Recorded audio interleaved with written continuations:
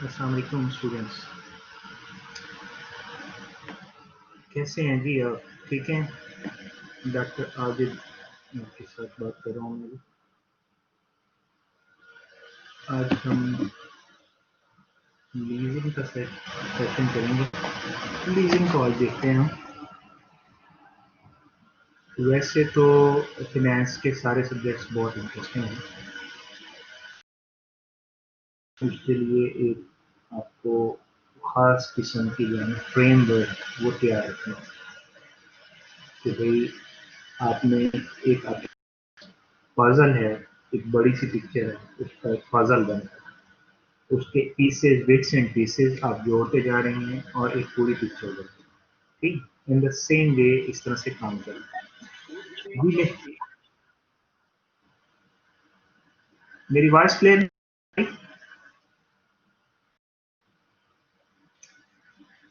हल्का सा नॉइज होगा, वो लैपटॉप के एग्जॉस्ट का है, तो वो आता रहेगा। मेरी आवाज सही नहीं आ रही तो वो बता।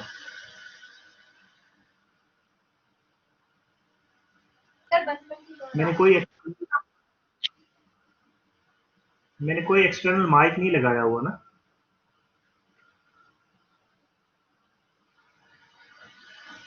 लैपटॉप का जब एग्जॉस्ट,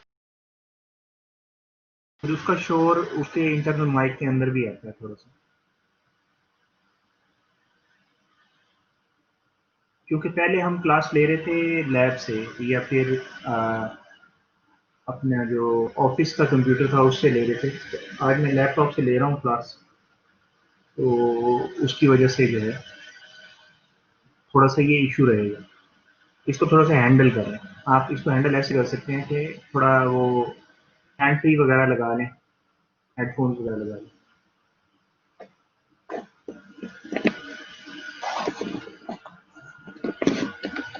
ठीक है, थोड़ा मैनेज कर लें। मैं भी थोड़ा माइक के करीब हो गया।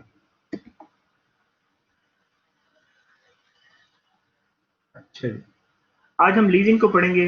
लीजिंग को हमने उसी तरह से बिग पिक्चर के अंदर ये पीस जो है हमने फिट करना है।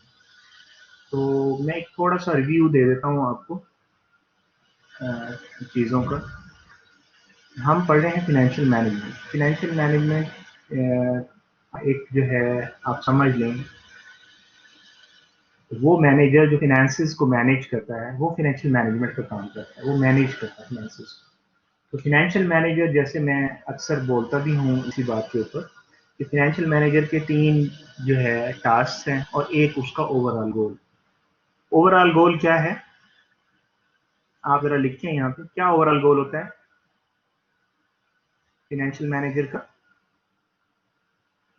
What is overall goal of financial manager?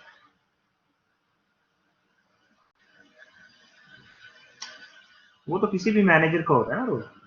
Manager doctor Asad साहब बैठे नहीं हैं, वरना वो नहीं। हालांकि मैंने आपकी 1-2 बार क्लास ली है तो मैंने बात की है आपको। बिग पिक्चर ही जब आपके जहन में नहीं होगी, yes yes Usama, maximise the worth of the firm या maximise the value of the firm. तो आपने जो भी डिसीजन लेना है उसके अंदर इस चीज को आपने सबसे पहले सामने रखना है। फिर जो बाकी सारी चीजें हैं वो उसके अंदर ही आ जाती हैं। अब फाइनेंशियल मैनेजर के 3 बड़े टास्क होते हैं। वो 3 बड़े टास्क कौन कौन से होते हैं?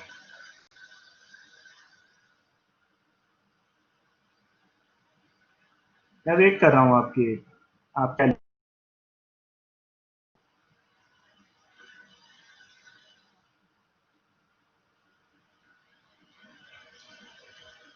तो रिस्पॉन्स नहीं आ रहा किसी का भी। नहीं नहीं नहीं। जी जी शेख दानियाल, आपका जवाब दुरुस्त है लेकिन पूरा नहीं है। मैंने कहा 3 टास्क हैं, आपने 2 टास्क बताए। फिनेंसिंग, जब आपको फंड्स की जरूरत हो तो उनको अरेंज करना, कहाँ से आएंगे। इन्वेस्टमेंट, जब आपके पास फ्री कैश है तो आपने इन्वेस्ट कहाँ पे करना है, ठीक है, ताकि आप उसे भी अपनी फर्म की वैल्यू को मैक्सिमाइज कर सकें। और नंबर 3, आपके डे टू डे जो एक्सपेंसेस हैं उनको मीट करने के लिए आपके पास वर्किंग कैपिटल होना चाहिए।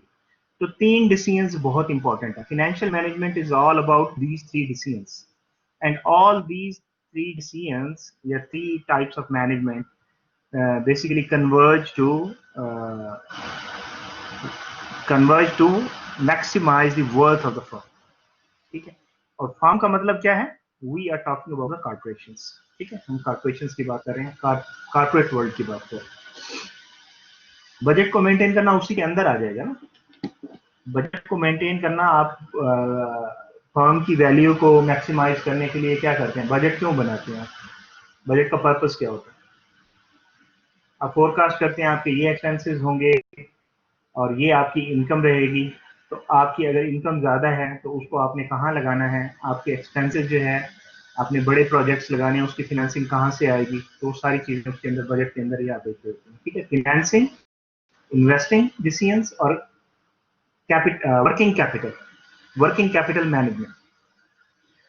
तो आज हम लीजिंग को देख रहे हैं. तो लीजिंग जो है, हम ये एक्सपीरियंस करते हैं, हम देखते भी रहते हैं इन चीज़ों को, बट हम उस नज़र से नहीं देखते. अब हमने इस पीस को हमने एक पिक्चर के अंदर लगाना है और पिक्चर थोड़ी सी हमें क्लियर हो जाएगी. ठीक है, बेसिकली लीजिंग कब की जाती है, इससे क्या होता है? ठीक है, लीजिंग को हम फिनेंस के अंदर क्यों पढ़ रहे हैं? ये सारे क्वेश्चन हैं जो सबसे पहले आपके जहन में आने चाहिए. ठीक है, सबसे पहले आपके जहन में आने चाहिए, लीजिंग आप कब करते हैं? ठीक है, और लीजिंग किस चीज के लिए करते हैं? लीजिंग क्या होती है? ये हमारे हैं क्वेश्चन. जिन क्वेश्चंस को आज हम आंसर करेंगे. मैं ओवरऑल एक आपको दे देता हूं, फिर हम स्लाइड्स के ऊपर जाते हैं. स्लाइड से मैं आपको बताता हूं. ओवरऑल ये है कि आपको जरूरत है, आपने कोई एसेट परचेज करना है, आपने कोई प्रॉपर्टी लेनी है, आपने कोई बिल्डिंग लेनी है, आपने कोई लैंड लेनी है, आपने कोई भी काम करना है. ठीक है, you want to do that, आप उसको एक्वायर करना चाहते हैं. तो एक्वायर कैसे करेंगे आप? उसके लिए आपके पास फंड होना चाहिए. फंड कहाँ से आएगा? फंड कहाँ से आएगा? हम जाते हैं बैलेंस शीट में. बैलेंस शीट में जाते हैं तो हम देखते हैं कि एक साइड पे एसेट्स होते हैं और एक साइड पे हमारे पास लाइबिलिटीज हैं और इक्विटी है. ठीक है, तो एसेट्स तो हम बनाने जा रहे हैं ना, we are going to acquire asset. ये बैक किससे होगा? इक्विटी से होगा या डेट से होगा? तो फंड्स या तो इक्विटी से आएंगे या फिर आप उसे डेट से लेंगे. इक्विटी से आएगा तो फिर तो काम खत्म होगा. ठीक है, आपकी फाइनेंसिंग इक्विटी से रेज हो गई, वो हम उसमें देख चुके हैं स्टॉक वैल्यूएशन के अंदर और बाकी चीजों के अंदर. हम इक्विटी को हम स्टडी कर चुके हैं. अभी हम एसेट चाहिए, हम या तो बाय कर लें, हम बाय ना करें लेकिन हमें एसेट मिल जाए, हमारा काम हो. तो इन दोनों में से आपने सिलेक्शन करनी कि क्या बाय करना चाहिए. अगर बाय करते हैं तो बाय करने के लिए क्या आपके अपने पैसे होंगे, अपने फंड होंगे, इक्विटी से लगेगा फंड, या डेट लेंगे? अगर डेट लेंगे तो डेट कहां से आएगा? डेट पब्लिक से आएगा या किसी फाइनेंशियल इंस्टीट्यूशन से आएगा. ठीक है, अच्छा जी, आप देखते हैं कि क्या कॉस्ट है इसकी, बाय करने की क्या कॉस्ट है? वही कॉस्ट होगी जो उसकी कॉस्ट होती है, एक जो उसकी प्राइस होगी और जो उसकी इंस्टॉलेशन होगी. अगर आप कोई मशीनरी या इक्विपमेंट वगैरह ले रहे हैं, अगर कोई और ले रहे हैं तो जो उसकी कॉस्ट होगी, फेयर मार्केट प्राइस जो उसकी होगी, वो आप उसको कंसिडर करेंगे. राइट, और दूसरा है कि यार वो आपको कोई प्रोवाइड कर देता है, वो कहता है यार ये लो, ये मैं बाय करके आपको देता हूँ, आप मुझे पे कर दो. ठीक है, आप मुझे every year, every month, what ever जो भी आपका एग्रीमेंट होगा उसके हिसाब से आप पे करते हो. लीज की बहुत सिंपल एग्जांपल जो हमारे सामने है वो क्या है? वो रेंटिंग की है. आप घर रेंट पे लेते हैं, that is also a lease. एक काइंड की लीज है.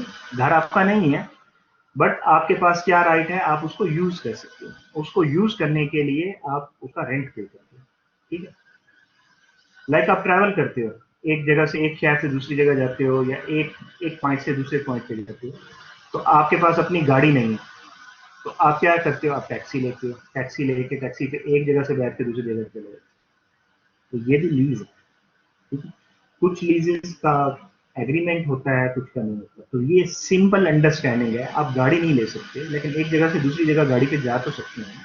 आप घर नहीं ले सकते लेकिन घर में रह तो सकते हैं. ठीक है, आप बहुत बड़े बैंगलोर को अफोर्ड नहीं कर सकते लेकिन उस बैंगलोर में आप रेंट पे तो लेके रह सकते हैं. इन द सेम वे, अगर आप मैन्युफैक्चरिंग के अंदर हैं या आप किसी बड़े बिजनेस में, रियल स्टेट के बिजनेस में, तो आप क्या कर रहे हैं कि जी आप बिल्डिंग ले रहे हैं या आप कोई प्लांट ले रहे हैं, तो जो आपकी लीजिंग कंपनी है वो कहती है जी आए जी हम आपको देते हैं, तो आप क्या लीज ले लेंगे? ऐसे ऐसे नहीं लेंगे। इसको हम पूरा एनालिसिस करेंगे इसका फिनेंस के हवाले से। हम ये देखेंगे कि कौन सी चॉइस हमारे लिए बेहतर होगी, क्या बाय करें या लीज करें, क्या करें। ठीक है, तो आज का हमारा लीजिंग का चैप्टर ये हमें बताएगा कि हमने क्या करना, लीज करना है या बाय करना है। नंबर 2 हमें ये बताएगा कि लीजेस की टाइप्स कितनी होती हैं। नंबर 3 कि इस लीज एग्रीमेंट के अंदर जो पार्टीज इन्वॉल्व होती हैं उनके लिए टेक्निकल टर्मिनोलॉजी क्या यूज करते हैं। ठीक है, नंबर 4 इसका हम अकाउंटिंग ट्रीटमेंट कैसे करते हैं। अकाउंट्स में शायद आपने पढ़ा होगा, ठीक है, लेकिन कौन तो हमें गाइड करते हैं कि हम लीज को किस तरह से हैंडल करें। ठीक, ये सारे टॉपिक्स हैं जो आज हम कवर करेंगे। उन्होंने आपको एक समरी दे दी है आज की क्लास की, तो मुझे एक वॉलेंटियर चाहिए आप में से। अच्छा, डॉक्टर साहब मौजूद हैं। अस्सलाम वालेकुम डॉक्टर असद। वालेकुम अस्सलाम सर। सर हम आपके आप वॉलंटियर आगे अवेलेबल से हैं। हैं, मैं समझा आप। ठीक है जी, मुझे बस ये बताना होगा कि स्क्रीन शो हो रही है या नहीं हो रही। सर मैं वॉलंटियर राइट, होने के लिए तैयार हूँ। थैंक यू जी। असल में मेरे पास एक क्लास ऐसी है जो मैं अकेला पढ़ा रहा हूँ, तो मुझे वॉलंटियर चाहिए था उसके अंदर। यहाँ तो शुक्र है आप हैं। अच्छा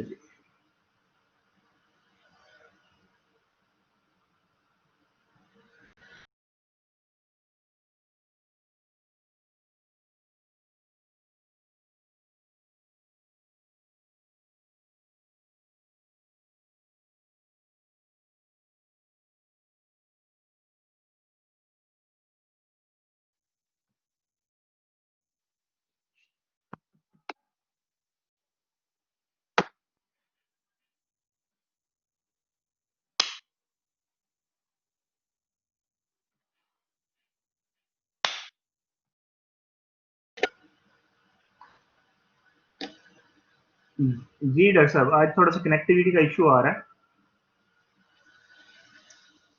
जी सर, तो स्क्रीन विजिबल है, आप चलें स्लाइड शो कर दें। That's good. आज हम स्लाइड पे नहीं जाएंगे, आज हम जाएंगे एक्सेल।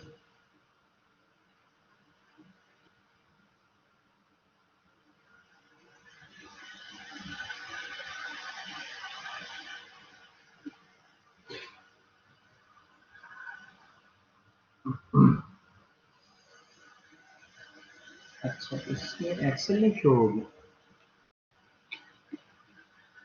एक्सेल एक्सेल नहीं शो होती इसमें। शो हो रही है सर, स्क्रीन शो हो रही है। हो रही है, दैट्स गुड हाँ दैट्स हाँ। गुड। चलेंगे, आ गई, स्क्रीन पे आ गई। Yes yes. ठीक है जी स्टूडेंट्स, मैंने जहाँ से बात शुरू की थी वहीं से स्लाइड शुरू हो रही है कि हम कंपेयर करते हैं। हमारे पास दो ऑप्शंस होती हैं। लीजिंग या बाइंग हम कब करते हैं, जब हमें आ, किसी जगह पे हमने कुछ स्पेंड करना होता है, हमें ज़रूरत है। ठीक है, हमने कोई एसेट लेना है, या फिर ये है कि हमने कोई छोटा मोटा काम करना है, लाइक आप जैसे मैंने आपको कहा ट्रैवलिंग करनी है, या आपने कोई बिल्डिंग रेंट पे लेनी है। रेंट का वर्ड तो आमतौर पे यूज करते हैं ना, तो यहाँ पे हम फिनेंस के अंदर इसको लीज करते हैं। जो रेंटल होता है उसको लीज ही बोला जाता है। तो दो तरह की हमारी लीज हो सकती है, जैसे मैंने आपको कहा, लेकिन हम ये कंपेयर करते हैं कि वेदर टू बाय और टू लीज, दोनों में से हमने देखना है। अब अगर आप बाय करते हैं तो बाय करने के लिए जाहिर है फिर आप अपने बैलेंस शीट के अंदर जाएंगे, आपके पास दो सोर्सेज हैं उसके। या तो आपकी अपनी इक्विटी है, if you have sufficient funds, और वो फिजिबल भी है। फिजिबल है या नहीं है ये तो हमारी आज वो बात रहेगी ना इसके ऊपर। तो फिजिबल है तो इक्विटी मौजूद है, तो आप इक्विटी से अपना उसको बाय कर लेंगे। अदरवाइज आप डेट से बाय करेंगे। डेट के फिर दो सोर्सेज हैं आपके पास। आप फाइनेंशियल इंस्टीट्यूशन से ले सकते हैं, बैंक्स वगैरह से, या फिर आप उसको पब्लिक से डेट ले सकते हैं। और इसमें अगर आपके पास एक और चॉइस आ जाए आउट ऑफ द बॉक्स कि जी आप लीज कर लें, आपको एसेट लेने की जरूरत नहीं है, आपको ओनरशिप चाहिए ही नहीं, आपने एसेट को यूज करना है, आपने एसेट बाय करना है और यूज करना है, ठीक है। तो अगर आप बाय किए बगैर उसे यूज कर सकते हैं तो वाई टू बाय, ठीक है। लेकिन हमें क्या ऐसा करना चाहिए या नहीं, उसके लिए फिर हम जो एनालिसिस करेंगे फिनेंस के हवाले से वो हम देखते हैं इसके अंदर। लेकिन हमारा फर्स्ट सिनेरियो ये है कि if we need to buy something, if we need something, option is that we will buy, and if we will buy we need funds, तो हम उसके लिए फाइनेंसिंग रेंज करेंगे। फाइनेंसिंग उसकी या तो इक्विटी से आएगी या डेट से आएगी। तो ये आपकी पहली चॉइस हो गई। उसके बाद भी आप जाएंगे बेनिफिट्स के ऊपर। If you by the asset तो उसका क्या बेनिफिट होगा, एसेट बाय करते हैं तो क्या बेनिफिट होगा। अगर हम एसेट बाय कर रहे हैं, और एसेट से मेरा मुराद फिक्स एसेट है, यानी हम कोई प्लांट मशीनरी इक्विपमेंट बिल्डिंग इस तरह की कोई चीज बाय करना चाह रहे हैं, तो इन सारी चीजों में आपको पता है फिक्स एसेट जितने भी होते हैं उसके ऊपर डेप्रिसिएशन आप अप्लाई करते हैं, ठीक है। उसकी जो जितनी भी इकोनॉमिक लाइफ के ऊपर आप उसकी कॉस्ट को स्प्रेड कर देते हैं और फिर उसकी कॉस्ट को उसी तरह से आप रिड्यूस करते जाते हैं, जो कि आप अकाउंटिंग में ऑलरेडी कर चुके हैं। And you well know about this कि डेप्रिसिएशन आपका चूंकि नॉन कैश एक्सपेंस है और दूसरा ये कि ये एक्सपेंस है, तो ये जब आपका एक्सपेंस इंक्रीज करता है तो आपको टैक्स की सेविंग होती है, इसके ऊपर टैक्स नहीं लगता है, ठीक है। और अगर आपने ये बाय किया है एसेट विद डेट, और वो डेट चाहे आपका आ रहा हो पब्लिक से आ रहा हो या इंस्टीट्यूशन से आ रहा हो, इन बोथ वेज आप उसका इंटरेस्ट पे करें, और आपका इंटरेस्ट भी जो है वो उस पर भी टैक्स की शील्ड मिलती है, तो ठीक है, इंटरेस्ट पेमेंट्स के ऊपर भी। ये हमने देखा भी था उसके अंदर जब वो कैपिटल स्ट्रक्चर को देखा था, तो उसके अंदर हमने देखा था कि हमारा कैपिटल स्ट्रक्चर डेट इक्विटी की रेशियो क्या होनी चाहिए, ऑप्टिमल स्ट्रक्चर क्या होना चाहिए। तो उसमें हमने देखा था कि डेट का बेनिफिट क्या होता है। डेट का बेनिफिट यही होता है कि उसके ऊपर इंटरेस्ट होता है और इंटरेस्ट आपका टैक्स शील्ड होता है, उसका एक बेनिफिट ये भी। फर्दर यह है कि अगर आप एसेट को ओन करते हैं तो एसेट ओन करने से उसकी जो मेंटेनेंस है, ठीक है, रिपेयर और मेंटेनेंस उसकी जो है वो आपको खुद ही करनी पड़ेगी, तो वो भी आपका एक्सपेंस है। तो जैसे जैसे आपके एक्सपेंसेस इंक्रीज होते हैं तो आपका बेसिकली आपको टैक्स एडवांटेज मिलता है। तो ये तीनों चीजें आपको टैक्स एडवांटेज देती हैं। जस्ट एक आपको उसके लिए रिवीजन के लिए मैं यहाँ कुछ चीजें लिख देता हूँ। हमारे पास इनकम स्टेटमेंट के अंदर जो मेजर आइटम्स होते हैं वो कौन से होते हैं। सबसे पहले जो आप निकालते हैं दैट इज ग्रॉस प्रॉफिट होता है, वो ग्रॉस इनकम होती है, ठीक है। उसके बाद ग्रॉस प्रॉफिट में से आप सब्ट्रैक्ट करते हैं अपने ऑपरेटिंग एक्सपेंसेस। ऑपरेटिंग एक्सपेंसेस जब आप निकाल देते हैं उसको तो क्या आता है आपके पास, आपके पास ऑपरेटिंग प्रॉफिट होता है। ऑपरेटिंग प्रॉफिट जिसको हम भी बोलते हैं। Sir sorry for interruption. Operating, जी बोले।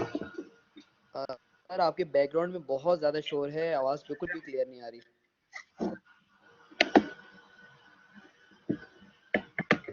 जी डॉक्टर साहब ऐसे ही है।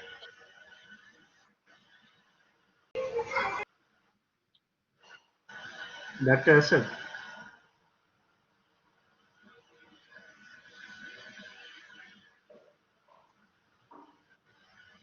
मेरी एक इंडिपेंडेंट क्लास है जिसमें मैं अकेला ही टीचिंग कर रहा हूँ, तो उसमें भी ये शोर जाता है, लेकिन ऐसा नहीं होता कि आवाज समझ ही ना आ रही हो। तो सर कोई और आवाज तो बताएगा। आपकी सर आवाज तो आपकी आ रही है, लेकिन पीछे बैकग्राउंड में शोर भी आ रहा है। बेटा मैंने बताया ना कि वो शोर आ रहा है जो लैपटॉप का एग्जॉस्ट फैन होता है ना, जी जी। जब लैपटॉप हीट अप होता है तो उसका एग्जॉस्ट खुद से चलता है और फिर खुद ही बंद हो जाता है। तो जैसे वो एग्जॉस्ट चलता है तो उसकी साउंड भी आपके जो इंटरनल माइक है लैपटॉप का उसमें सुनाई देती है। All right sir. ठीक है, तो मैं इसको अवॉइड नहीं कर सकता, मेरे पास दूसरा लैपटॉप नहीं है इस वक्त यहाँ पे ना। तो मैंने इसका आपको हल बताया था कि आप थोड़ा सा अगर कोई हैंड फ्री वगैरह लगा लें तो थोड़ा बेहतर हो जाएगा। अदरवाइज ठीक है सर, आपको आप कंटिन्यू करें क्लास। इसकी रिकॉर्डिंग भी मिल जाएगी और उससे आपको मजीद बेहतर हो जाएगा। ठीक है, ये आपके पास आ गया जी earning before interest and taxes. उसके बाद आपका इंटरेस्ट एक्सपेंस आता है। इंटरेस्ट एक्सपेंस को हम फाइनेंशियल चार्जेस भी कहते हैं।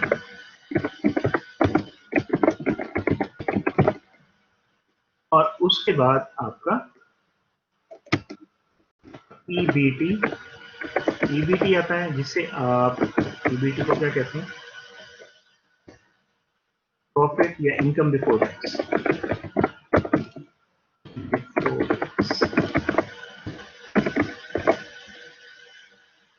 फिर आपका टैक्स आ जाता है इसके ऊपर और फिर आपका नेट इनकम आ जाता है। ऐसे ही होता है ना। अब अगर हम इसमें एग्जांपल लेते हैं, से फॉर एग्जांपल आप कहते हैं जी कि मेरे पास से फॉर एग्जांपल 10,000 है, ग्रॉस प्रॉफिट आ गया मेरे पास और मेरे जो ऑपरेटिंग एक्सपेंसेस हैं, से फॉर एग्जांपल ये आपके ऑपरेटिंग एक्सपेंसेस 2500 ले लेते हैं हम।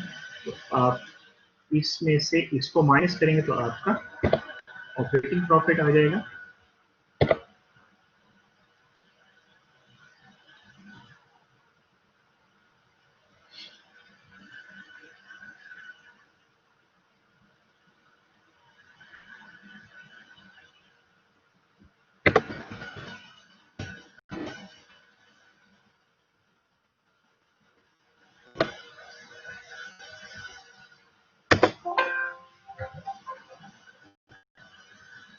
ठीक है, ये ऑपरेटिंग प्रॉफिट आ गया। उसके बाद आपका सपोज इंटरेस्ट का एक्सपेंस से फॉर एग्जांपल हम ले लेते हैं से 500।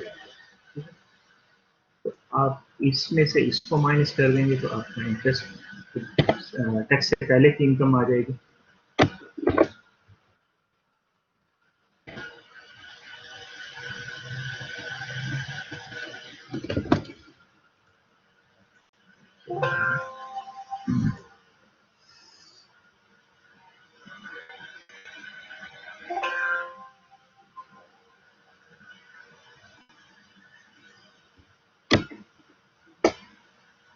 जी,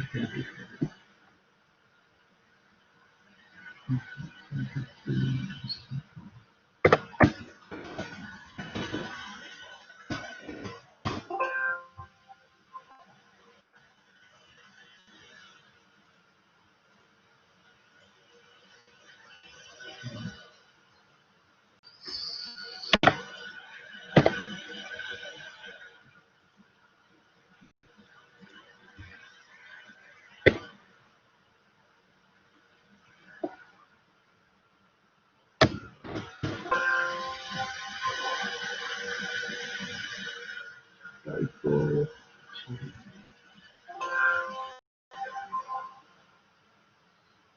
ठीक है जी, ये आ गया। इसके बाद आपका टैक्स आ गया। फॉर एग्जांपल टैक्स आपका, टैक्स की हम रेट ले लेते हैं 40% की। 40% इसका रेट है। तो इसका जो आपका अर्निंग बिफोर टैक्स है इसका 40% आपका टैक्स लग जाएगा। तो हम इसको लिख सकते हैं 1 2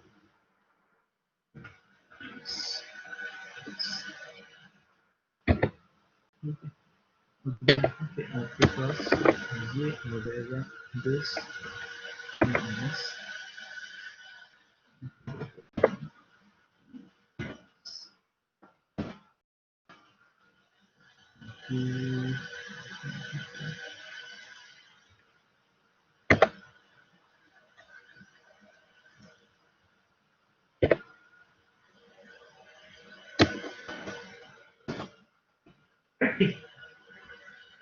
अगर अब आप एक्सपेंसेस अपने इंक्रीज करते हैं, डेप्रिसिएशन आपका कौन सा एक्सपेंस होता है?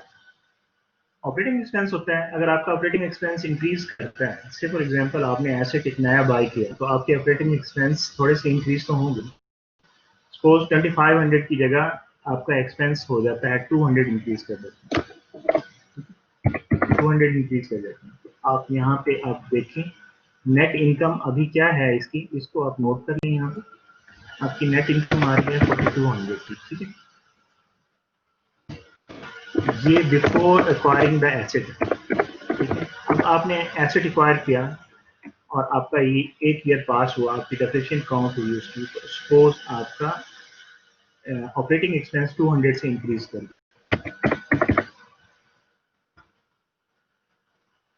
तो क्या होगा जी? देखें ये नेट इनकम डिक्रीज हो गई ना आपकी, और आपको नहीं, आपका टैक्स जो है, सॉरी मुझे टैक्स भी लिखना था, वापस करते हैं इसको। 2500 आपका यहाँ पे जो टैक्स है वो टैक्स कितना है अभी? टैक्स आपका, टैक्स लिखना था हमें, टैक्स का बेनिफिट इसलिए हम ले रहे हैं। टैक्स आपका आ रहा था 2800, ठीक है।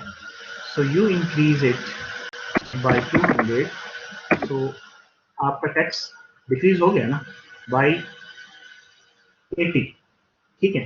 अब अगर आप इसमें इंटरेस्ट लेते हैं, से फॉर एग्जांपल पहले इंटरेस्ट आप पे कर रहे थे 500, अब आपका इंटरेस्ट बढ़ के हो गया सपोज 1000, ठीक है, 1000 हो गया। ये आपका बढ़ के हमने इससे कहा था कि 2700 हो गया था। आप इसको अगर चेंज करें यहाँ पे, तो इसका इम्पैक्ट आप देख सकते हैं इंटरेस्ट का। ये आपने इंटरेस्ट इंक्रीज किया और देखें आपका टैक्स कितना चला गया, कम हो गया, टैक्स फर्दर कम हो गया। अब आप अगर ये लेते हैं रिपेयर एंड मेंटेनेंस चार्जेस लेते हैं, तो उससे भी आपके ऑपरेटिंग एक्सपेंसेस इंक्रीज करते हैं, तो आपका टैक्स जो आप पे कर रहे हैं उसकी अमाउंट डिक्रीज हो रही है, ठीक है। आपको टैक्स शील्ड मिलती है अगर आप बाय करते हैं, तो ये आप अपने जहन में रखें कि बाय एसेट को बाय करने के क्या बेनिफिट्स हो सकते हैं। उससे आपको टैक्स शील्ड मिलती है डेप्रिसिएशन के ऊपर, आपको टैक्स शील्ड मिलती है इंटरेस्ट पेमेंट के ऊपर, अगर आपने अपनी फिनेंसिंग जो है वो डेट से की है, और उसके जो रिपेयर एंड मेंटेनेंस चार्जेस आप करते हैं उसके ऊपर भी आपको टैक्स शील्ड मिलती है। हम आगे बढ़ते हैं अभी कि अगर हमें पता है इन सारी चीज़ों का, हम इसका सब चीज़ों का नेट इम्पैक्ट देख के हम देखेंगे कि कॉस्ट क्या पड़ेगी हमें बाय करने की। ओके, हम कहेंगे कि ये कॉस्ट पड़ती है। लेट्स सी, हम इसको कंपेयर करें लीज के साथ, लेकिन उससे पहले हमें थोड़ा सा लीज को अंडरस्टैंड करना है, ठीक है।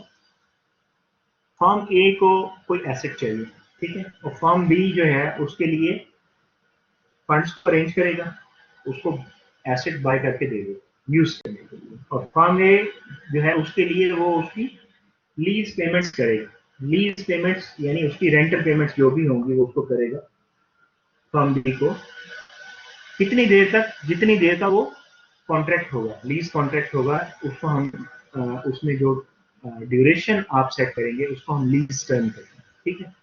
और फर्म ए जो है एसेट की जो ओनरशिप है, जो फंड को अरेंज करेगा और एसेट को बाय करेगा और वो दे देगा यूज करने के लिए, ठीक है, वो आपका जो है उसके पास वो उसकी ओनरशिप रहेगी। एक सिचुएशन तो ये है। नंबर 2, दूसरी सिचुएशन ये है कि आपकी ओनरशिप जो है, अच्छा ये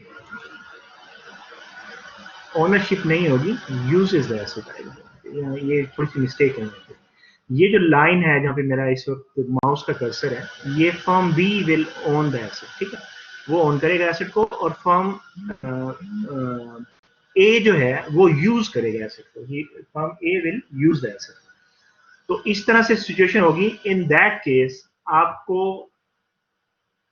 फॉर एग्जांपल मैन्युफैक्चरिंग करनी थी, अपनी कैपेसिटी बढ़ानी थी, आपने एक नया प्लांट लगाया, ठीक है, प्लांट आपको लेके दे दिया उन्होंने, लगा के भी दे दिया, अब आपने एवरी मंथ उनको पे करना है, ठीक है, उसकी रेंटल पेमेंट करनी है आपने, प्लांट होनी चाहिए, ठीक है।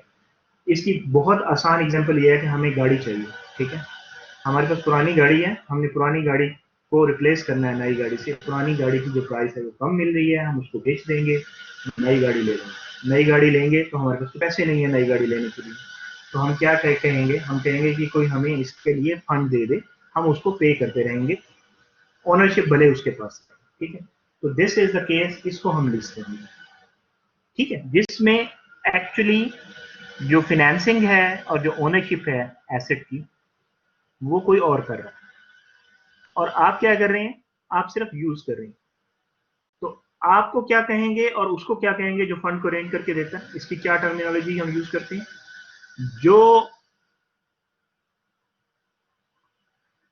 जो एसेट यूज कर रहा होगा उसको हम लेसी कहते हैं, यहाँ इसके स्पेलिंग भी ठीक नहीं, LESSEE होगा, ठीक है, उसको हम लेसी कहेंगे, और जो फंड को अरेंज करेगा और बाय करेगा एसेट और यूज करने के लिए दे देगा और रेंटल पेमेंट्स लेगा उसको हम लेसर कहते हैं।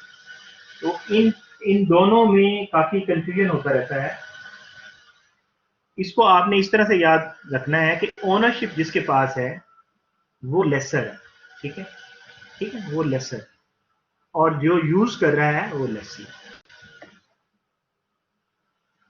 आगे बढ़ते हैं जी, ये वही बातें लिखी हुई हैं जी, the lessee who uses the assets and makes the lease और रेंटल पेमेंट्स, ठीक, लेसी कौन है, जो यूज करेगा एसेट को, और लेसर कौन है, जो ओन करता है एसेट को और जो रेंटल पेमेंट्स को रिसीव करेगा, ठीक, उसको हम लेसर कहेंगे। अब जरा इसमें एक चीज जरा मुझे बताएं, मैं I am interested to know कि अगर आप लेसी हैं, अगर आप लेसी हैं तो आप कौन सा डिसीजन कर रहे हैं,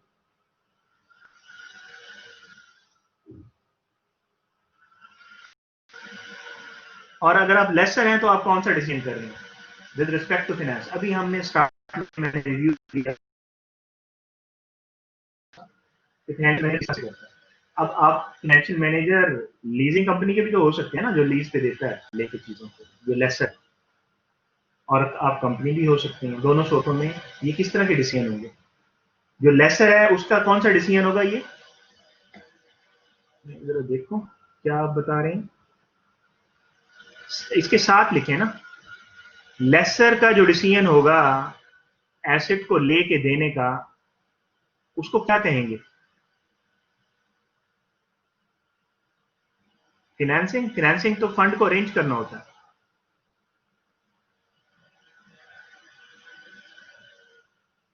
लेसी है, lessee, lessee, LESSE, lessee, user of the asset,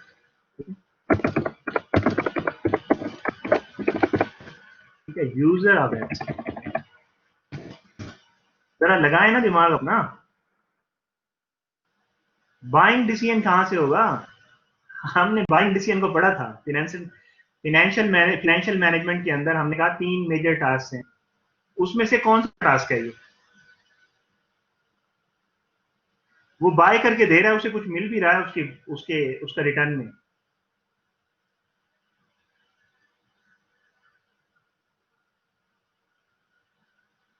renting कर रहा है ना, या लीजिंग कर रहा है, रेंटिंग को हमने कहा कि हम लीजिंग कहते हैं, तो वो लीजिंग कर रहा है तो उसे कुछ मिल रहा है ना, जिसको रिटर्न मिलता है वो क्या कर रहा होता है भाई, इन्वेस्टमेंट डिसीजन है उसका,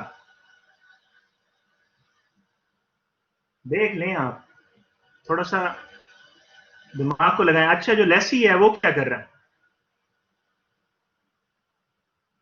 लेसी का ये कौन सा डिसीजन है, लीज पे लेना,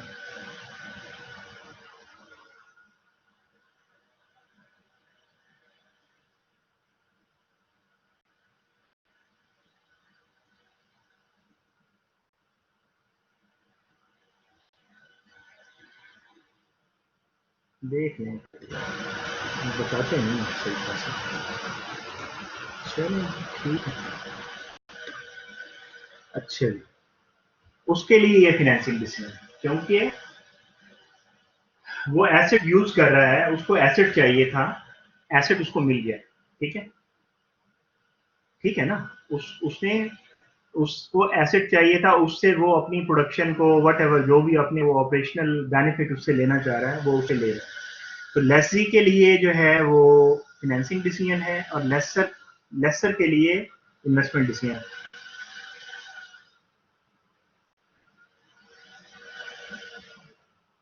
ठीक है,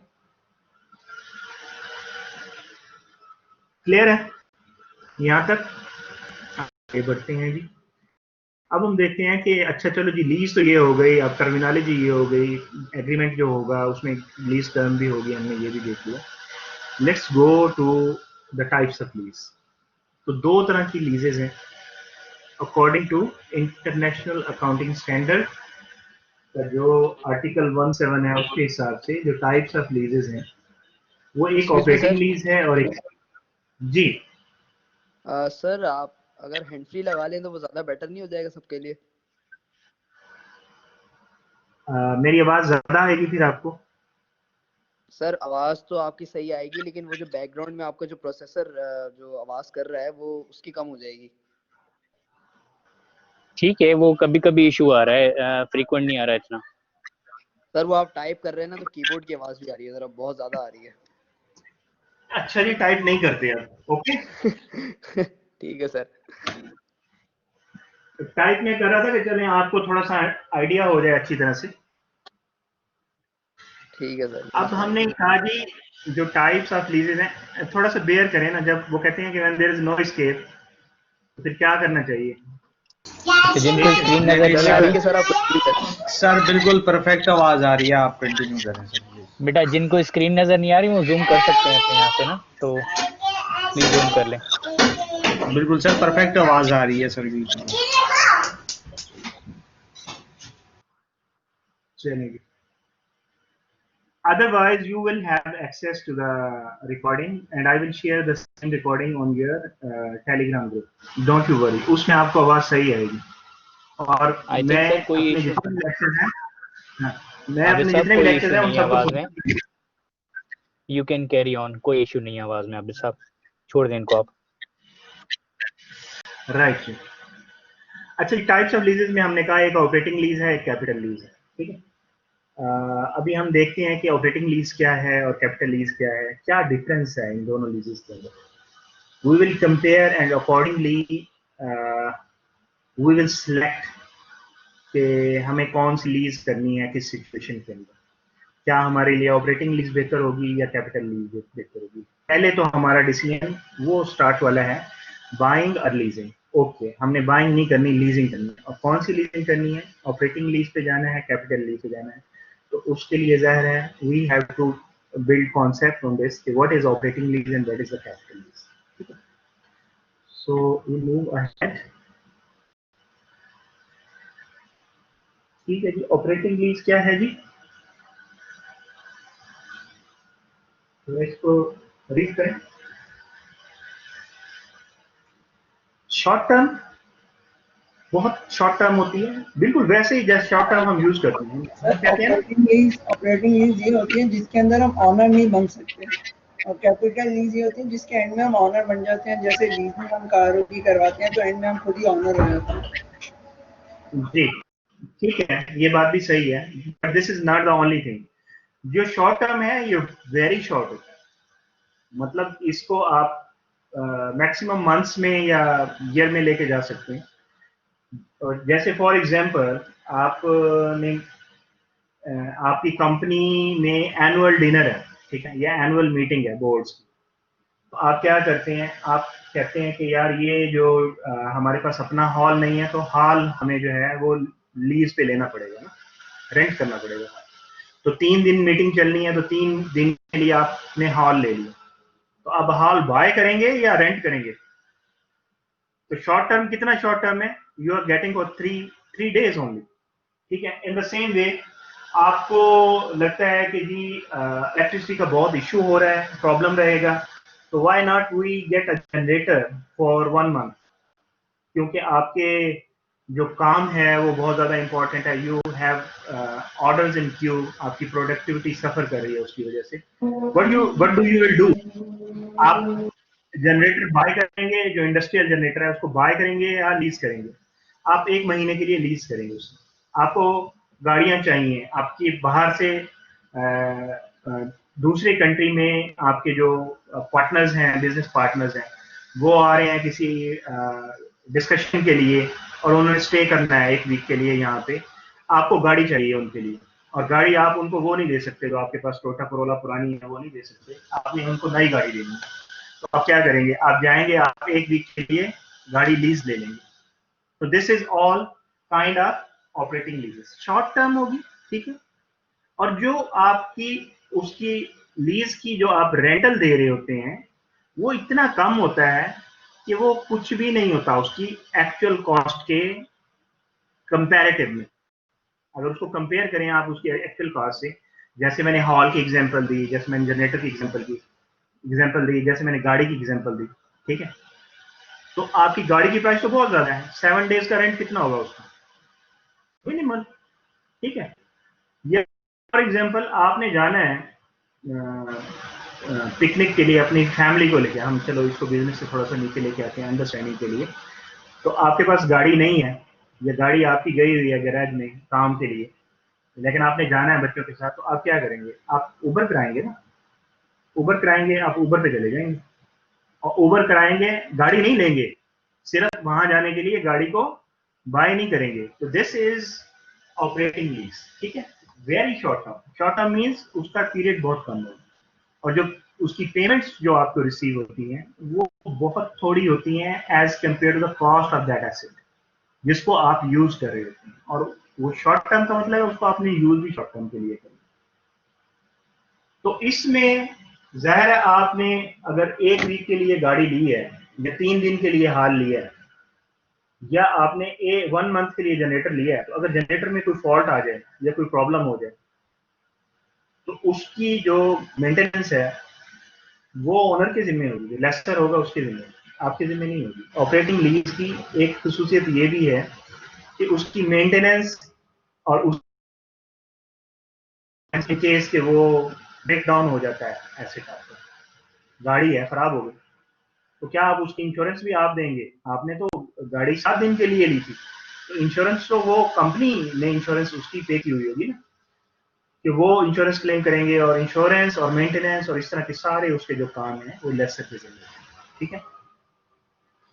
प्लस ये है कि इसमें इट्स इजी कि अगर आपने 7 दिन के लिए गाड़ी ली और ड्यू इमरजेंसी पड़ गई, वो जो आपके लोग आए हुए थे बिजनेस मीटिंग के लिए, due to some emergency they left after day 3, तो आप क्या करेंगे, आप कहेंगे यार ये गाड़ी हमें नहीं चाहिए, 7 दिन के लिए ली थी हमने, बट ये आप वापस ले लें, जो आपने एक्स्ट्रा चार्ज करना है कर लें। नॉर्मली वो एक्स्ट्रा चार्ज भी नहीं करते उसके लिए, तो you can alter the terms also, ठीक है। जिसके लिए आपने जिस टर्म के लिए आपने लीज की थी उसकी टर्म को भी आप ऑल्टर कर सकते हैं easily.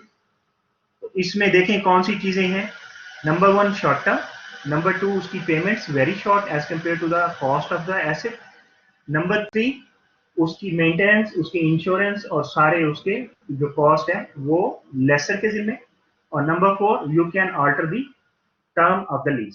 So if all these criteria are met, then we can easily say that this is the operating lease. अब इसको अगर आप अप्लाई करें तो जितने भी रेंटल एक्टिविटीज हम अपनी डेली लाइफ में करते हैं, basically all those rental activities are leases, operating leases, ठीक है। Is it clear? Operating lease की समझ आ गई है? इसको हम सर्विस लीज भी कहते हैं, इसका ऑल्टरनेट नेम आप कह लें कि सर्विस लीज है जी। वो लैंड लीज और ये साइट लीज अभी हम क्या, ठीक है जी। इसको ऑपरेटिंग लीज को हम सर्विस लीज भी कहते हैं। It's a kind of service we are getting from that asset and for the short term we are getting that service, ठीक है। फाइनेंशियल लीज क्या है जी? फाइनेंशियल लीज अब उसके कंपैरेटिव में वो शॉर्ट टर्म थी, ये लॉन्ग टर्म, ठीक। उसमें पेमेंट्स बहुत शॉर्ट थी, इसमें जो पेमेंट है नॉर्मली वो करीब करीब होती हैं, जो उसकी कॉस्ट होती है ना, परचेजिंग कॉस्ट एसेट की, उसके करीब करीब होती हैं जो आप इसकी रेंटल पेमेंट्स करते हैं या जो लीज पेमेंट्स आप करते हैं। वो उन सारी लीज पेमेंट्स को अगर आप सम अप करें तो उसकी जो वैल्यू बनती है that is close to the cost of the purchasing of the asset, ठीक है, उसमें बिल्कुल मिनिमम थी। और इसमें जिसने लीज पे लिया होता है एसेट को, वो रिस्पॉन्सिबल होता है उसकी मेंटेनेंस का भी, और उसके वट जो भी उसके ऑपरेशनल कॉस्ट उसकी होगी, उसकी मेंटेनेंस हो सकती है, उसकी इंश्योरेंस हो सकती है, और अगर कोई उसके टैक्सेस वगैरह उसके पड़ते हैं तो वो भी उसी में पे करने होंगे। तो सारी चीजों का जिम्मेदार कौन होगा? जो यूजर होगा। वो ओनर नहीं है, but he is paying each and every. और इसकी टर्म को नॉर्मली कैंसिल नहीं किया जा सकता, या टर्म को इसकी ऑल्टर नहीं किया जा सकता। अगर आप ऑल्टर करेंगे भी सही तो उसकी आपने प्रोविजन रखी होगी लीज एग्रीमेंट में, और उसकी पेनल्टी होगी, और वो पेनल्टी भी छोटी नहीं होगी, that is a big penalty अगर आप उस लीज को कैंसिल करते हैं। तो ये इसको हम फाइनेंशियल लीज कहते हैं। और इसका अल्टरनेट नेम क्या है? Capital lease. कैपिटल लीज क्यों कहते हैं? आपने वो अकाउंटिंग में पढ़ा होगा, कैपिटल एक्सपेंडिचर आप करते हैं। कैपिटल एक्सपेंडिचर आप किसके लिए करते हैं? आप फिक्स एसेट्स के लिए करते हैं। तो आप उसके साथ इसको रिलेट कर सकते हैं।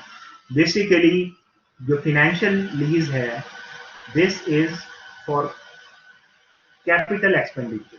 मींस आप जो एसेट एक्वायर कर रहे हैं वो कोई छोटा सा एसेट नहीं है, बड़ा एसेट है, ठीक है। इसमें इसकी एग्जांपल्स आप देख सकते हैं। इसकी एग्जांपल में आप बिल्डिंग लीज पे ले लेते हैं पूरी, ठीक है। रियल एस्टेट के जो लोग होते हैं जो रेंट पे देते हैं अपार्टमेंट्स को, वो क्या करते हैं, पूरी बिल्डिंग लीज पे लेके फिर आगे वो रेंट आउट करते हैं, और उसमें जो मार्जिन होता है उससे वो फायदा होता है, ठीक है। इसी तरह से आप कोई नया प्लांट लगाना चाहते हैं, उसकी लीज आप ले लेते हैं। तो इसके लिए आपके पास जो फाइनेंशियल इंस्टीट्यूशन ही हैं जो लीज करते हैं आपको, स्पेसिफाइड आप कह लें इस फंक्शन के लिए सेपरेट से फाइनेंशियल इंस्टीट्यूशंस होते हैं, जिनको हम लीजिंग फर्म्स कहते हैं।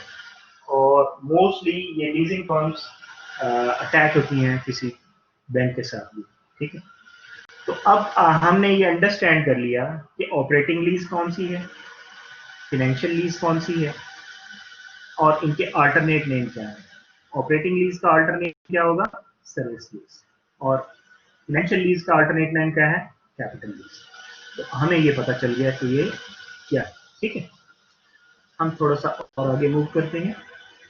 अब आपने ये देखना है, हमने ये बात की थी, हम दोबारा आएंगे उसके ऊपर कि बाय करें या लीज करें। उसको हम फिनेंशियली हम उसको एनालाइज करेंगे। लेकिन अभी हम ये देखना चाहते हैं कि दोनों लीजेस में से कौन सी लीज करेंगे, ऑपरेटिंग लीज करें या कैपिटल लीज करें। ये डिपेंड करता है नेचर के ऊपर कि आप किस तरह का यूज आप करना चाहते हैं इस चीज का, ठीक है। ये तो एक जनरल सी चीज होगी, लेकिन इसके लिए हम देखते हैं हमारे पास कुछ क्राइटेरिया है को मेट करना जरूरी है। हम उस क्राइटेरिया के हिसाब से देखते हैं। अगर आप थोड़ा सा सोचें तो जो हमारी ये लीजेस की डेफिनेशन और जो टर्म्स हैं वही इटसेल्फ आपको बता देती हैं, लेकिन हम उसको थोड़ा सा रिफाइन करके हमने इसके 4 पॉइंट्स बना लिए कि हम 4 पॉइंट्स के ऊपर इसको देखते हैं कि ये ऑपरेटिंग लीज है या कैपिटल लीज। हम कहते हैं कि ये पॉइंट 1, 2, 3, 4 इनमें से किसी को भी मैच कर गया तो ये कैपिटल लीज होगी। अगर 4 पॉइंट्स को मैच नहीं करता तो then it would be operating lease. तो वो पॉइंट्स कौन से हैं? लेट्स सी, हम देख लेते हैं। If one or more of the 4 criteria are met, the lease is capital lease, otherwise it is an operating lease, ठीक है, for accounting purposes। कि आप उसको अकाउंटिंग में किस तरह से हैंडल करेंगे। Lease transfer ownership of the property to the lessee by the end of the term of the lease. अगर तो ऐसा होता है, फर्स्ट क्राइटेरिया क्या है कि अगर आपकी लीज की टर्म खत्म हुई और लीज की टर्म खत्म होने के बाद जो लेसर है उसने ऑनरशिप आपको ऑफर कर दी, आपकी ऑनरशिप आपको मिल गई उसकी, ठीक है। तो अगर ऐसा है तो फिर ये क्या होगी? तो ये कैपिटल लीज होगी। नंबर 2, दूसरा क्राइटेरिया क्या है जी? दूसरा क्राइटेरिया है जी इसका, the Lesi can purchase the asset at a price below fair market value. यानी बारगेन परचेज प्राइस ऑप्शन उसके पास होगा। जैसे ही लीज एक्सपायर होगी, लीज एक्सपायर का क्या मतलब होगा, जब लीज की टर्म खत्म हो जाएगी तो आप जो है वो एसेट नॉर्मली बाय कर सकते हैं और सिग्निफिकेंटली लो प्राइस पे कर सकते हैं। हम देखते हैं कि हम फिक्स एसेट जब लेते हैं, बाय करते हैं, तो उसकी जो इकोनॉमिक लाइफ है, उसकी इकोनॉमिक लाइफ के ऊपर हम उसकी डेप्रिसिएशन कैलकुलेट करते चले जाते हैं और हम एक्यूमुलेट करते हैं डेप्रिसिएशन को, और हम साथ के साथ हम ये भी देख सकते हैं कि इस एसेट की अभी कितनी वर्थ बाकी है, यानी इसकी डॉलर वैल्यू कितनी है, करेंसी के अंदर इसकी क्या वैल्यू है। वो हम कैसे देखते हैं, हम कहते हैं जो उसकी एक्वायरिंग कॉस्ट थी या परचेजिंग कॉस्ट थी, वो माइनस एक्यूमुलेटेड डेप्रिसिएशन को आप करके आप कहते हैं कि ये बुक वैल्यू इसकी होनी चाहिए एज पर अकाउंट। लेकिन मार्केट उसकी प्राइस को किसी और तरह से डिटरमिन करती है। जैसे से फॉर एग्जांपल आप गाड़ी लेती हैं कोई होंडा सिटी, से फॉर एग्जांपल आपने होंडा सिटी ली, होंडा सिटी की यूजफुल लाइफ सपोज 10 ईयर्स थी, आपने 10 ईयर्स यूज कर ली, तो उसकी बुक वैल्यू तो जीरो हो गई, बट वो जीरो की होती नहीं है, उसकी फेयर मार्केट वैल्यू काफी ज्यादा होती है उसकी, ठीक है। इसी तरह से कुछ एसेट्स ऐसे होते हैं जिनकी वैल्यू जो है फेयर मार्केट वैल्यू वो बुक वैल्यू से कम होती है, कुछ की ज्यादा होती है। लेकिन आपको इसमें एडवांटेज क्या होगा कि आप इसमें बार्गेन कर सकेंगे। सपोज उसकी बुक वैल्यू बन रही है 1000, ठीक है, 1000 बुक वैल्यू बन रही है, तो आप वो चीज बाय कर सकेंगे एट सिग्निफिकेंटली लो वैल्यू जब लीज टर्म खत्म होगी। तो क्योंकि लेसर का काम तो यही है कि वो चीज नई बाय करके लीज पे देता है और रेंट्स पे वो अपनी इनकम जनरेट करता है। तो उसने वो यूजफुल लाइफ खत्म होने के बाद लेसर के लिए तो वो किसी काम की नहीं, ठीक है, क्योंकि वो उसको लीज नहीं कर सकता, तो वो नॉर्मली बेच देता है चीजों और बहुत कम प्राइस पे बेचता है, मार्केट में बेचने की बजाय वो आपको ही बेच देता है। तो सपोज अगर उसकी वैल्यू 1000 है, फेयर मार्केट वैल्यू 1000 है, से हम कह लें कि बुक वैल्यू भी उसकी 1000 के अराउंड होगी, तो वो आपको कितने में आपको ऑफर करे तो आप बाय कर लेंगे। आप कहेंगे यार 500 में या 800 में कर दे या 200 में कर दे, ठीक है, यार ये तो बड़ी अच्छी अपॉर्चुनिटी होगी। लेकिन वो अगर आपको कहे कि यार ये मैं थ्रो अवे प्राइस में देता हूँ आपको, $50 दें और आप ये लें, तो इतनी कम प्राइस नॉर्मली आप उसको बाय कर लेते हैं। इसी को हम कहते हैं बार्गेन परचेज प्राइस। तो आप उसको सिग्निफिकेंटली लो प्राइस के ऊपर बाय कर लेते हैं जब लीज की टर्म खत्म होती है या लीज एक्सपायर होती है। तो अगर ऐसा है तो फिर ये क्या है, फिर ये कैपिटल लीज यानी फाइनेंशियल लीज है। तीसरी कंडीशन क्या है इसकी जी, तीसरी कंडीशन है जी इसकी, the lease term is 75% or more of the estimated economic life of the asset। तो लीज का जो एग्रीमेंट होता है उसके जो नंबर ऑफ इयर्स होंगे, से फॉर एग्जांपल आपको उसने एक एसेट लेके दिया लेसर ने, और वो एसेट की useful life for example 10 years है, ठीक है। तो अगर आपका लीज एग्रीमेंट 5 इयर्स का है तो वो फिर उसका 75% तो नहीं बनता। 5 इयर्स का अगर आपका लीज टर्म 5 इयर्स का है, उसने 5 साल के लिए आपको लीज पे दी है, तो फिर वो कैपिटल लीज नहीं बनेगी, ठीक है। वो कैपिटल लीज कब बनेगी, जब वो 7.5 ईयर या उससे ज्यादा का टर्म हो उसको। तो नॉर्मली आप यूं कह लें, राउंडेड फिगर में हम कहें, तो अगर 8 ईयर या 8 ईयर से ज्यादा होगी उसकी लीज टर्म, तो इसका मतलब है कि वो यूजफुल लाइफ उस एसेट की मोस्टली गुजर चुकी होगी। 75% of the useful life already उसकी डेप्रिशिएट हो चुकी होगी। तो अगर ऐसा हो तो तब वो कैपिटल लीज। और नंबर 4 द मोस्ट इंपॉर्टेंट, जिसकी वजह से हम ये फिनेंस में जनरली ये कहते हैं कि time value of money is everywhere. आप जहां पे भी जाएंगे, जहां डिसीजन मेकिंग आएगी आपके पास, आपने देखना है कि यार ये लीज ऑपरेटिंग है, ये कैपिटल लीज है। तो you need to decide now today, present में आपने डिसाइड करना है। अगर आपने डिसाइड करना है तो आप जितनी भी आपकी कैश स्ट्रीम्स बन रही हैं, जितने भी कैश फ्लोज हैं, सबको आपने आज के ऊपर लेके आना है और आज आपने डिस्प्ले। अगर लीज आप करने जा रहे हैं आज, लीज की टर्म डिफाइन हो गई, लीज की पेमेंट डिफाइन हो गई, ठीक है, सब कुछ डिफाइन हो गया, तो आप पूरी कैश फ्लो जनरेट कर सकते हैं। से फॉर एग्जांपल 8 इयर्स की लीज थी, हर साल आपने जी इतने % आपने लीज देनी थी उसकी कॉस्ट प्राइस का, तो आपकी कैश स्ट्रीम भी बन गई। अगर आपने आज डिसाइड करना है तो आपको उसकी प्रेजेंट वैल्यू चाहिए ना, आज उसकी क्या वैल्यू है, तो आप उसकी प्रेजेंट वैल्यू को देखेंगे। The present value of the lease payments is at least 90% of the fair market value of the asset. जो उसकी फेयर मार्केट वैल्यू होगी उस एसेट की, उसका मिनिमम 90% बनता है, ठीक है।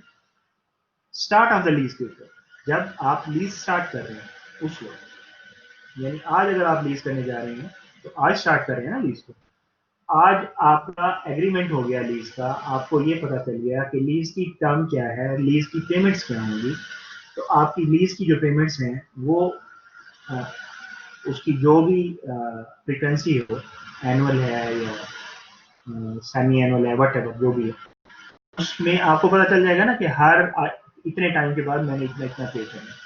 तो उन सारी कैश फ्लोज को आपने उठा के डिस्काउंट करना है, उसकी प्रेजेंट वैल्यू निकालनी है और उसकी प्रेजेंट वैल्यू को आपने कंपेयर करना है उस फेयर मार्केट वैल्यू के साथ।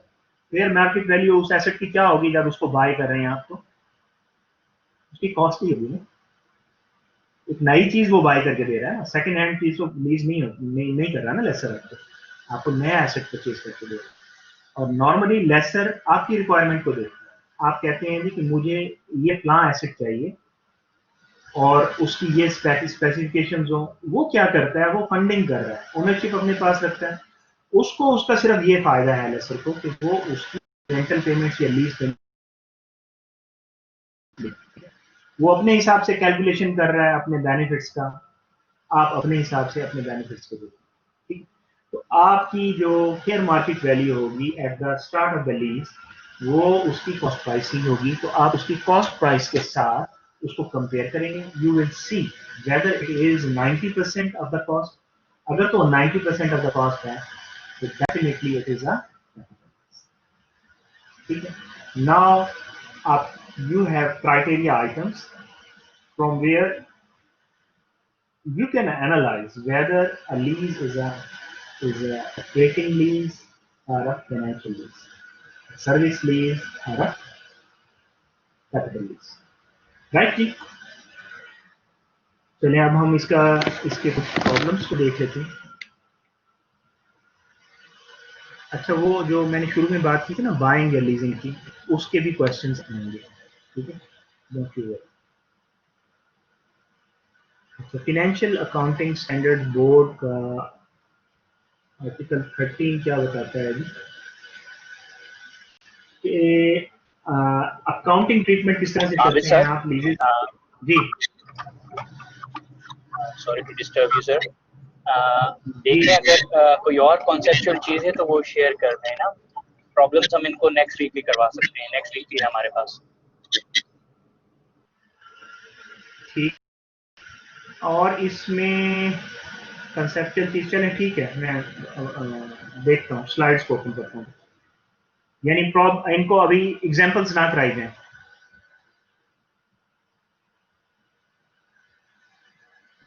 भले आप एक दो एग्जांपल्स करवा दें, लेकिन कुछ कॉन्सेप्चुअल्स आज कवर कर लेते हैं, नेक्स्ट वीक में हम तो सारे एग्जांपल्स करवाएंगे, बाय और मेक और लीज करें या परचेज करें, ये सारे एग्जांपल्स जो है वो नेक्स्ट वीक करवाएंगे स्टेप बाय स्टेप। चलिए ठीक है, मैं एक आध एग्जांपल करा देता हूँ, एक दो एग्जांपल करा देता हूँ और फिर हम और कॉन्सेप्ट्स की तरफ मूव कर देते हैं। अच्छा जी, मैंने आज का सेशन जो है 8:15 तक रखा था मेरे ख्याल में, मुझे नहीं याद है। अच्छा, ऑपरेटिंग लीज को हम जब उसकी अकाउंटिंग ट्रीटमेंट करते हैं तो हम उसको बैलेंस शीट में कोई जगह नहीं देते, ठीक है। कोई मसला नहीं सर, आप उसको पहले भी ऑफ कर सकते हैं, there is no hard and fast, ठीक है, तभी जाना है। मैं इस हवाले से FASB 13 के हवाले से बता रहा हूँ। और फाइनेंशियल लीज में आप क्या करते हैं, आपने एसेट एक्वायर किया है, तो एसेट अगर आपने एक्वायर किया है लीज से, तो जो उसकी प्रेजेंट वैल्यू होगी, जो लीज पेमेंट्स की, सारी लीज पेमेंट्स की जो प्रेजेंट वैल्यू होगी, उसको आपने अपने लायबिलिटी पोर्शन के अंदर लिखना है, और जो एसेट है वो एसेट पोर्शन के अंदर। इस तरह से आप इसकी अकाउंटिंग ट्रीटमेंट करते हैं लीजेस की, ठीक है। अच्छा, ऑपरेटिंग लीजेस के अंदर काफ़ी सारी इनोवेशन वगैरह है, ये नेक्स्ट क्लास में हो सकता है हम डिस्कस करें।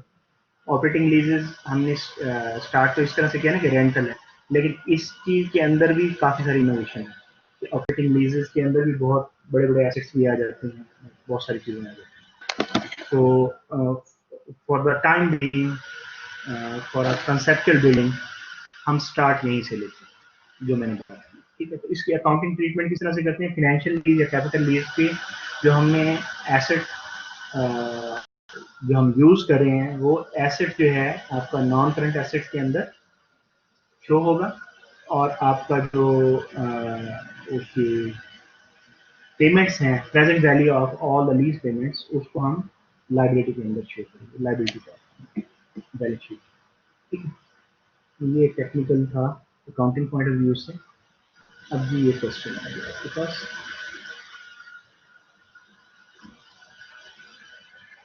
इस क्वेश्चन को जरा रीड करें, देखें, बताएं ये कौन सी लीज है, ऑपरेटिंग लीज है या capital lease. A company leases a machine with a 6 years life and a cost of $10,000 for 4 years, ठीक है, with annual payments of $2,500 due at the end of each year, ठीक है। ये उसकी lease payments आ गई। Lessee can borrow at 4% per annum. Calculate if lease should be treated as an operating lease or capital lease. अब अगर इस तरह का क्वेश्चन अगर आपको आता है, तो आपने आइडेंटिफाई करना है कि ये लीज कैपिटल है या ऑपरेटिंग है। तो वही 4 जो क्राइटेरिया आइटम हैं उनको आप देखें, ठीक है। अब यहाँ पे देखें कि इसकी कॉस्ट कितनी है, ये इसकी यूजफुल लाइफ कितनी है। ये लीज की टर्म 4 ईयर है, और आप जो लीज की पेमेंट्स कर रहे हैं वो 2500 है।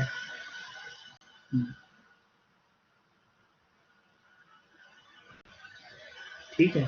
लेसी जो है वो 4% पर एनम के ऊपर अमाउंट कमर्शियल में बोरो कर सकते हैं। अच्छा जी, हम इसको देखते हैं उन पॉइंट के ऊपर जो हमने यहाँ पे डिस्कस किए थे।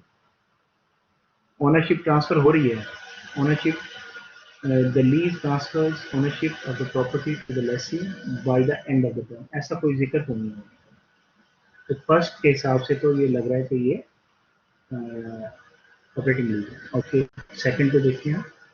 सेकंड क्या कहता है, the Lesi can purchase the asset at price below fair market value, ऐसा भी कुछ नहीं लिखा हुआ, ये भी ये बता रहा है कि ये ऑपरेटिंग लीज है। तो तीसरा पॉइंट देखते हैं। तीसरा पॉइंट हमें बता रहा है लीज टर्म इज 75% और more of the estimated economic life. तो जरा चेक करें, चेक करें 4 years आउट ऑफ 6 years कितने परसेंट बनता है जी।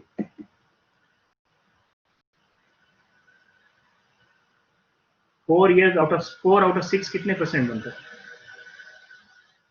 75% बनता है, जरा बताइएगा। नहीं बता रहा। अरे भाई सो रहे हो, जाग जाओ यार।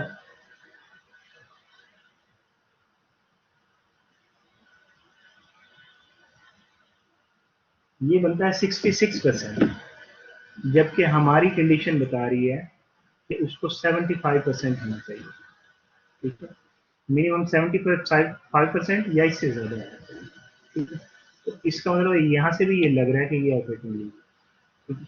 अच्छा जी, चौथा और आखिरी पॉइंट देखते हैं। अगर ये सब नल एंड वॉइड हो जाए तो फिर तो ये ऑपरेटिंग लीज होगी। आखिरी को देखिए, present value of the lease payments is at least 90% of the fair market value of the asset at the start of the lease. तो आपकी फेयर मार्केट वैल्यू कौन क्या है जी, वो 10,000 है, ठीक है। 10,000 है, 10,000 उसकी वैल्यू है, और आपका नंबर ऑफ पेमेंट्स कितनी हैं, क्योंकि लीज टर्म 4 हैं, तो नंबर ऑफ पेमेंट्स आपकी 4, 4 पेमेंट्स हो रही हैं, और आपकी पेमेंट हर साल कितनी हो रही है, ये 2500 की पेमेंट हो रही है। ये आपका क्या हो गया, कैश स्ट्रीम बन गई ना। 2500 every year you are paying for 4 years, because ये 4 ईयर्स के लिए। और जो आपका वो इंटरेस्ट रेट है वो 4% है, ठीक है, 4% आपका इंटरेस्ट रेट है, 4%। तो ये 4% आपका क्या बन जाएगा, अगर आपने प्रेजेंट वैल्यू निकालनी हो तो कैसे निकालेंगे, ठीक है। ये आपकी रेगुलर कैश स्ट्रीम है, ये रेगुलर इंटरवल्स पे हो रही है, ठीक है। और ये आपकी जो है उसकी वैल्यू है, फेयर मार्केट प्राइस है, और ये आपका इंटरेस्ट रेट है। तो आप इसको किस तरह से हल करेंगे, आपने चौथा पॉइंट जो देखना है वो क्या देखना है, present value of the lease payments is at least 90% of the fair market value of the asset eight the start of the lease. तो आप क्या निकालेंगे, present value of the lease payments निकालेंगे, उसको 90% होना चाहिए। किसका 90% होना चाहिए, 10,000 का। तो आपके पास प्रेजेंट वैल्यू कैसे निकालेंगे, आपका फॉर्मूला क्या बताता है प्रेजेंट वैल्यू, ये क्या बनेगी, एनओटी बनेगी, ठीक है। प्रेजेंट वैल्यू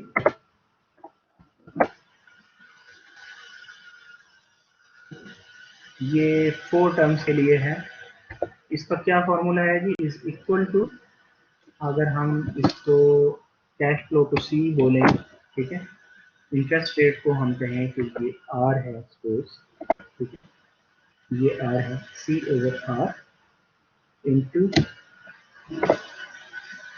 क्या होगा, 1, क्या फॉर्मूला था, कोई बताएगा फॉर्मूला,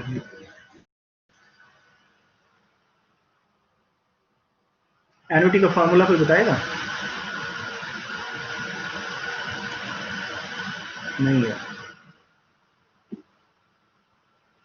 1, फिर क्या करना, मैं बोल भी सकता हूँ, ठीक है,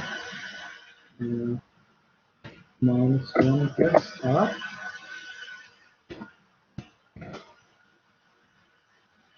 पावर एन, ठीक है, शायद ऐसे ही है।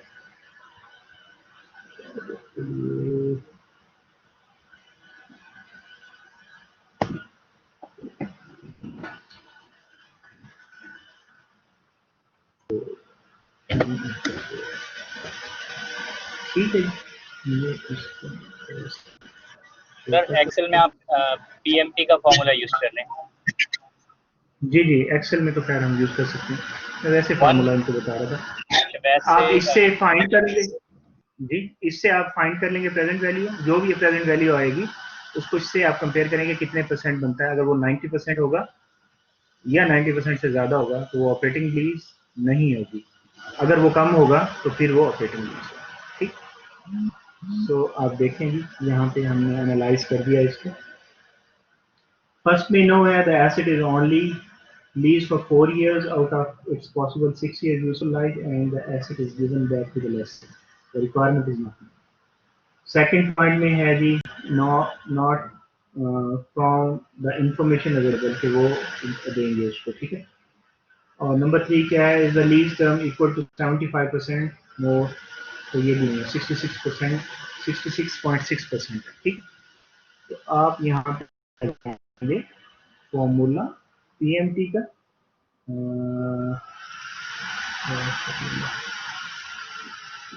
फंक्शन,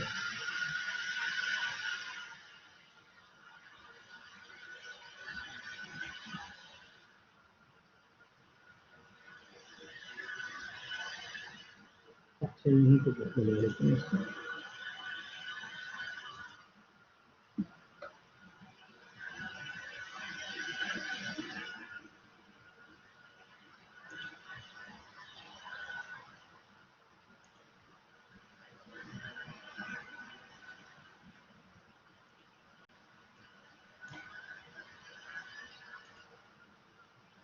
कनेक्शन में जब पेमेंट ही जाएंगे,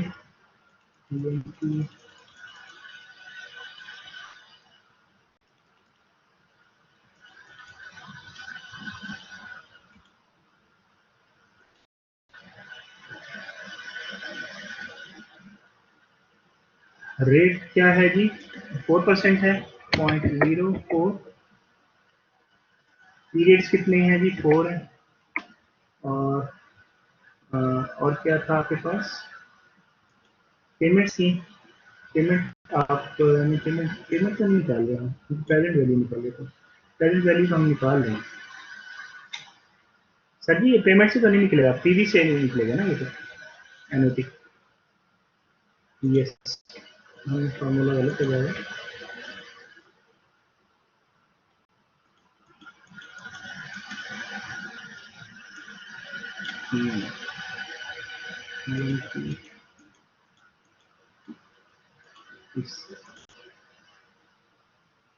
रेट है 0.04, नंबर ऑफ स्कोर।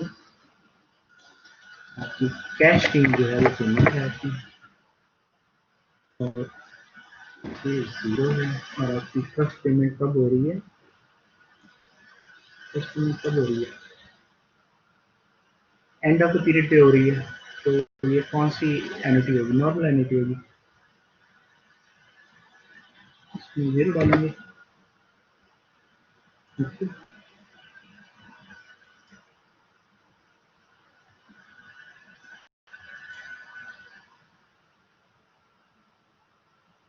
ठीक, इसमें जो साइन का डिफरेंस आ रहा है वो इसकी वजह से आ रहा है, क्योंकि जो हम पेमेंट कर रहे हैं वो आउटफ्लोज हैं माइनस। तो ये है। अच्छा, ये हमारे पास इसकी प्रेजेंट वैल्यू आ गई जितनी भी हमारी लीज पेमेंट थी उसकी। ये बन रही है 9074, जबकि आपकी जो टोटल वैल्यू है वो कितनी है जी? वो मार्केट फेयर मार्केट प्राइस कितनी थी जी? 10,000 से। तो आप उसके साथ डिवाइड कर लें इसको 10,000 से। ये 10,000 के साथ अगर आप इसको डिवाइड करें तो आपको पता चलेगा कि 9074 divided by 10,000।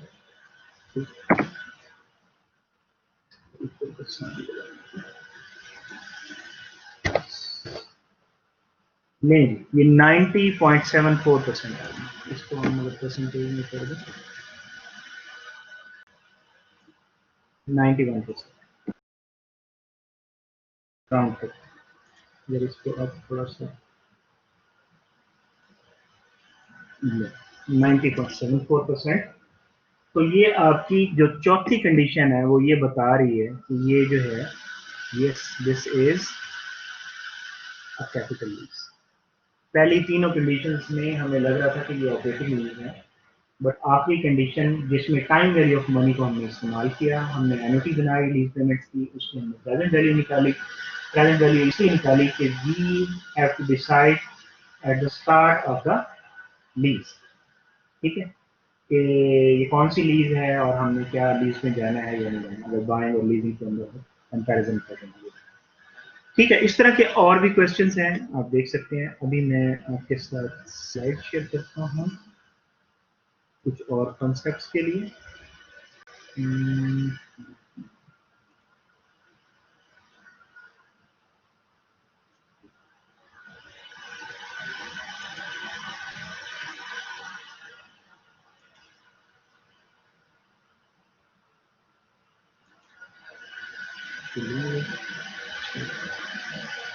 जी, आपका कोई और क्वेश्चन? बल्कि कोई और क्वेश्चन क्या, कोई क्वेश्चन? आपको अभी तक जो बातें बताई गई हैं वो समझ आ गई हैं? बैकग्राउंड बन गया आपका?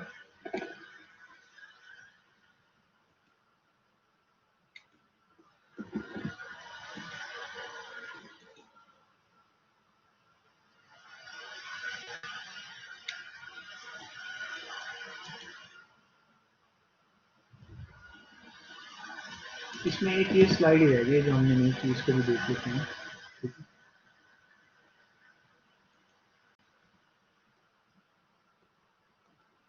an arrangement whereby a firm sells land, building or equipment and simultaneously leases the property there for a specified period under specific terms।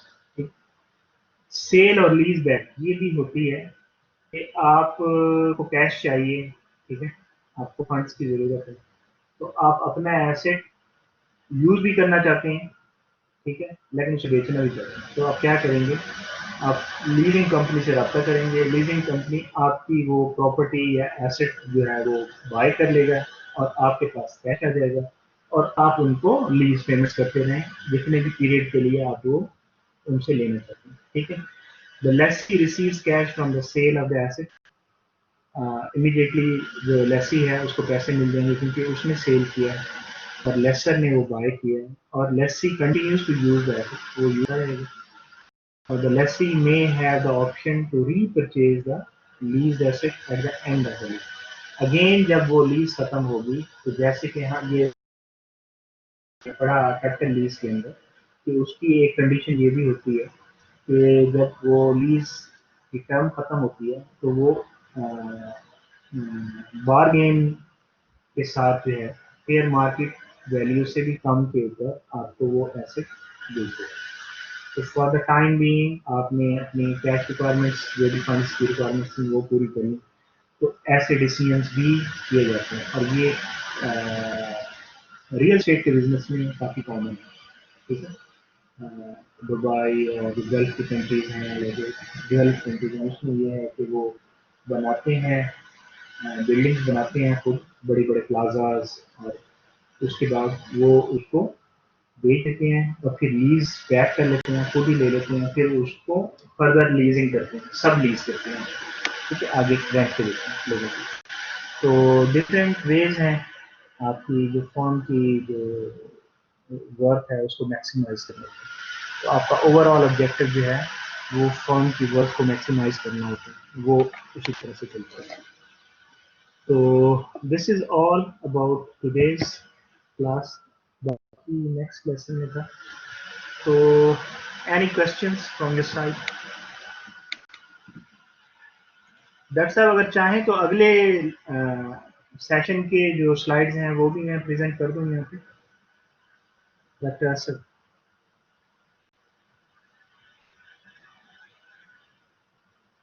Doctor Asad, if you can hear me. Okay ji, any other questions?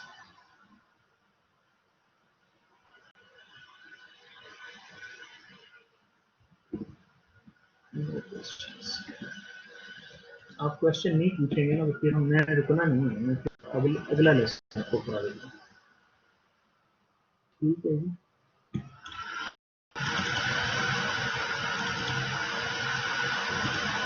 Okay, तो फिर question पूछ लें। बेनिश नाज नहीं, Faraz no, तो फिर आप जो है कुछ पूछें ना, पूछेंगे नहीं तो फिर क्लियर है, तो हमारे पास टाइम है ना। वैसे तो मैं चाह रहा था कि कुछ आपको प्रॉब्लम्स और करा दूं, लेकिन वो डॉक्टर असद साहब की प्लानिंग ये है कि आपको जो इसके क्वेश्चंस हैं वो साथ के साथ ही कराएंगे, ठीक है। ये वही क्वेश्चन है, ये भी हम सॉल्व कर चुके हैं। सॉरी, ये उसका सोल्यूशन भी है, इसको देख लेते हैं। ये वही है जो हमने अभी सॉल्व किया, तो सॉल्व हुआ होगा स्लाइड में। ये स्लाइड भी हमने कर ली है।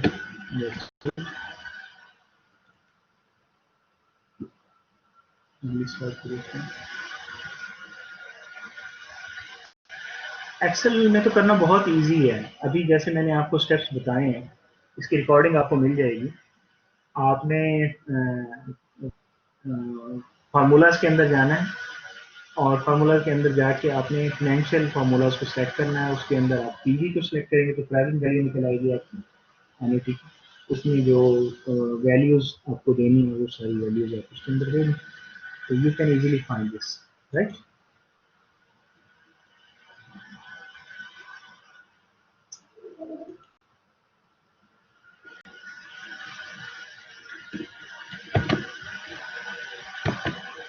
ये उसी तरह का एक और क्वेश्चन है, इसको भी देख लेते हैं, ठीक है। लेकिन इसमें थोड़ा सा वर्किंग आप करें, ठीक है, इंस्टेड कि मैं करूं वर्किंग, आप वर्किंग करें। इसमें सिनेरियो मैं आपको समझा देता हूँ, ठीक है। 1 जनवरी 2017 को एक कंपनी है XYZ, उसने साइन किया है 8 ईयर्स का लीज एग्रीमेंट, ठीक है, कुछ इक्विपमेंट के लिए, ठीक है। एनुअल पेमेंट उसकी है 28,500, यानी उसकी लीज पेमेंट है, to be made at the beginning of each year, हर साल के स्टार्ट के ऊपर आपने वो पेमेंट करनी है। At the end of the lease the equipment will revert to the lessor, ठीक है, वो सेल नहीं करेगा, बल्कि इक्विपमेंट किधर चला जाएगा, लेसर के पास वापस चला जाएगा, लीज कंपनी जो है उसके पास चला जाएगा। The equipment has a useful life of 8 years and has no residual value, उसकी जो बुक वैल्यू है वो जीरो है, रेजिडुअल वैल्यू कोई नहीं। At the time of the lease agreement the equipment has a fair value of 166,000, ठीक है, तो ये उसकी फेयर मार्केट वैल्यू हो जाएगी at the time of lease. Interest rate जो है 10.5% है, और state line depreciation method use करती है firm, ठीक है, state line depreciation method use करती है firm। तो आप ये बताएं कि ये कौन सी लीज है, ये कौन सी लीज है। अच्छा, 8 ईयर्स का लीज एग्रीमेंट है और 8 ईयर्स ही उसकी यूजफुल लाइफ है, यहाँ से तो ये लगता है कि ये कैपिटल लीज है, ठीक है। आगे जो दूसरी चीज है कि जी वो अपना कौन कौन से पॉइंट्स थे उसके, 75% ऑफ यूजफुल लाइफ वाला था, प्रेजेंट वैल्यूज का था, और ये था कि हाँ eight the end of the term, lease term के एंड होने पे वो जो एसेट है वो लेसी को एक बार्गेन परचेज प्राइस पे, मार्केट फेयर वैल्यू से बार्गेन परचेज प्राइस पे उसको मिल जाता है, यानी बहुत सिग्निफिकेंट लो वैल्यू पे मिलता है। तो उसको देखा जाए तो उसके हिसाब से तो ये लग रहा है कि ये तो नहीं है ऑपरेटिंग लीज, ये अपना कैपिटल लीज नहीं है ये, क्योंकि एसेट तो नहीं जा रहा लेसी के पास, लेसर के पास वापस जा रहा है, ठीक है। और तीसरी बात क्या थी जी कि उसकी जो प्रेजेंट वैल्यू थी वो, और कौन सी चीज थी उसके अंदर, 4 पॉइंट्स थे ना, चौथा पॉइंट कौन सा था। अच्छा चलें हम देख लेते हैं, आप जरा मुझे ये बताएं कि आपने क्या किया, आपने किया इसको, आपके मैं आंसर्स देखना चाहता हूँ।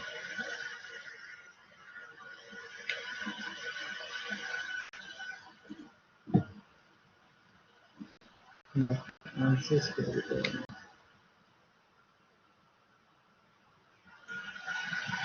No, you are not there. Let me check whether you are there. किसी का भी आंसर नहीं आ रहा भाई।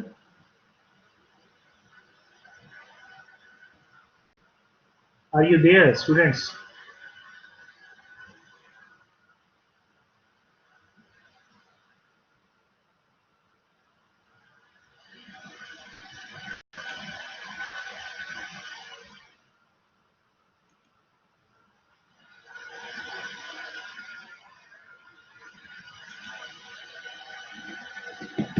चलो फिर हम रिकॉर्ड करते हैं।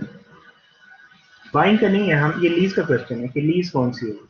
हमारे क्वेश्चन के एंड में था कि ये कौन सी लीज होगी, ऑपरेटिंग होगी या कैपिटल लीज होगी। हमने कहा था 4 क्राइटेरिया पॉइंट्स हैं, अगर तीनों मेट नहीं होते तो फिर हम कहते हैं कि ये जो है ऑपरेटिंग लीज है, चारों मेट नहीं होते, ठीक है। 4 क्राइटेरिया पॉइंट्स देते हैं, तो 4 क्राइटेरिया पॉइंट्स कौन से थे जी, वो ये थे। ओनरशिप ट्रांसफर होगी प्रॉपर्टी की लेसी को, नहीं। लीज की बार्गेन परचेज प्राइस होगी यानी एंड में होगा, नहीं।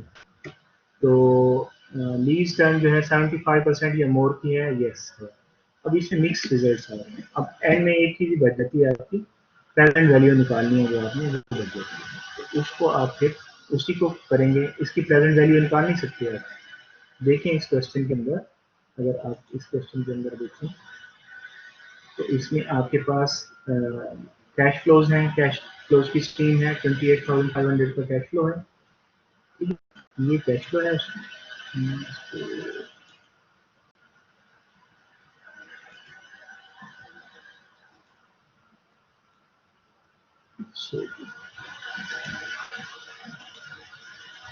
देखें इसकी जो 8 ईयर्स की पेमेंट है, 8 पेमेंट्स हो जाएंगी, ठीक है। 8 पेमेंट्स एंड आपका नंबर ऑफ पीरियड वेट हो गया। ठीक है। कैश फ्लोज आपके हर साल हो जाने हैं 28,500, ये सी हो गया आपका, ठीक है। और इसमें आपका डिस्काउंट फैक्टर जो है वो आर जो है वो 10.5% है। आपको इन तीन चीज़ों की जरूरत थी ना, तीनों हैं आपके पास, तो फॉर्मूला भी है आपके पास, तो simply you will put it in the formula and find the value. तो अगर वैल्यू जो आपके पास आएगी वो फेयर मार्केट प्राइस के 90% या 90% से ज़्यादा होगा तो हम कहेंगे कि ये कैपिटल लीज है। तो ज़रा फाइंड आउट करें इसकी वैल्यू क्या आती है। Go ahead.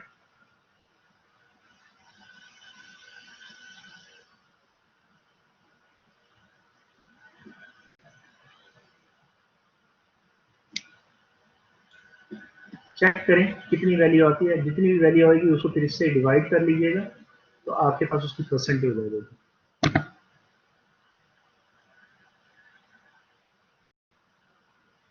कैलकुलेट करके जरा बताएं।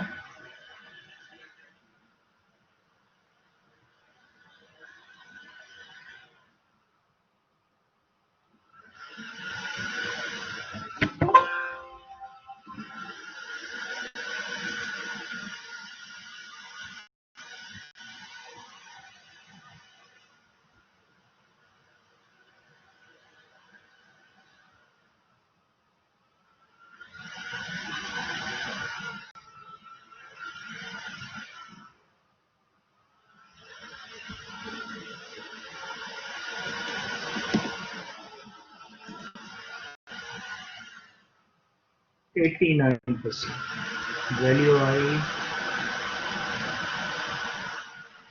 149,316.8। तो इसका मतलब है ये क्या है, ऑपरेशन लीज, ठीक है। लेट्स सी, हम इसका सॉल्यूशन भी देख लेते हैं। We have slide for this solution, तो हम इसका सॉल्यूशन भी देख सकते हैं।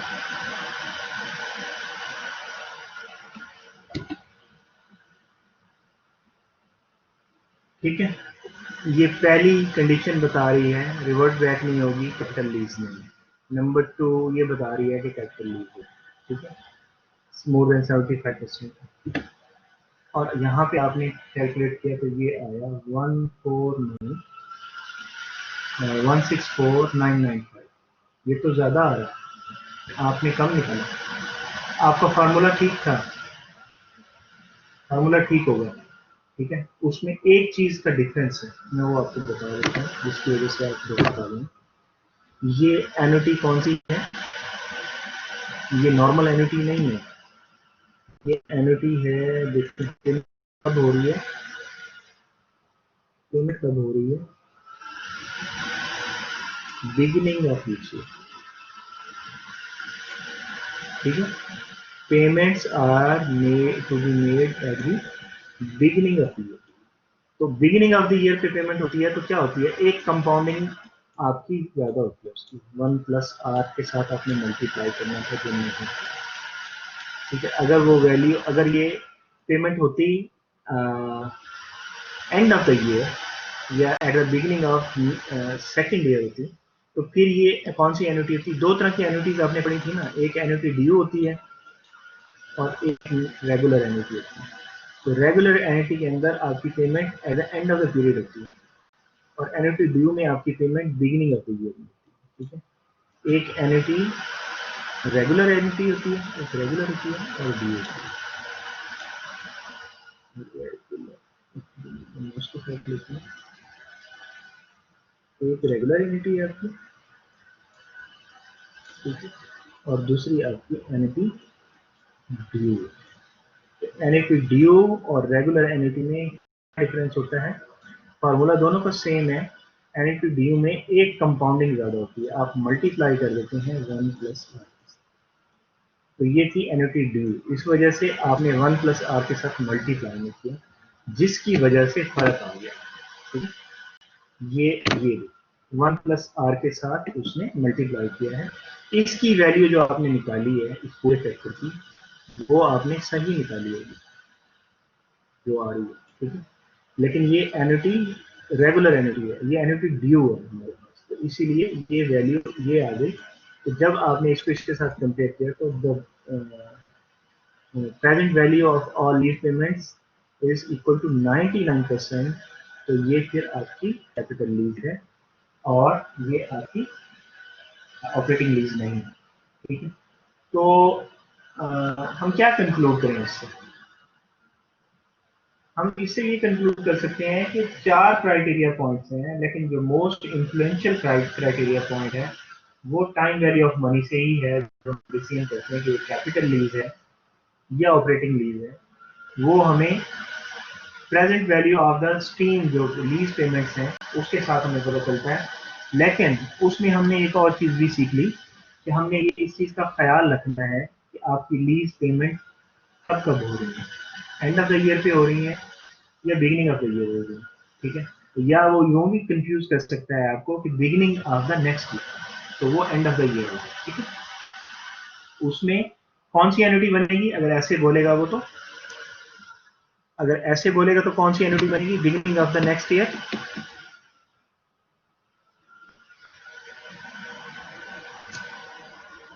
आपके रिस्पॉन्स देखना चाह रहा हूँ।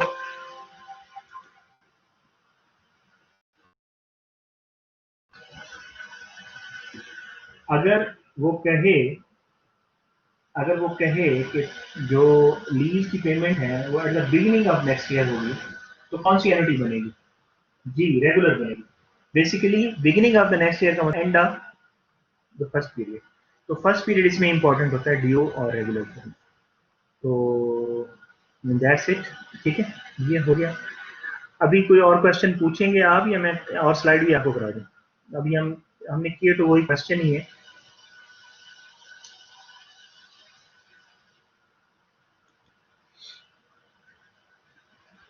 एक ही स्लाइड रह गई है यार हमारे पास अभी 9 मिनट।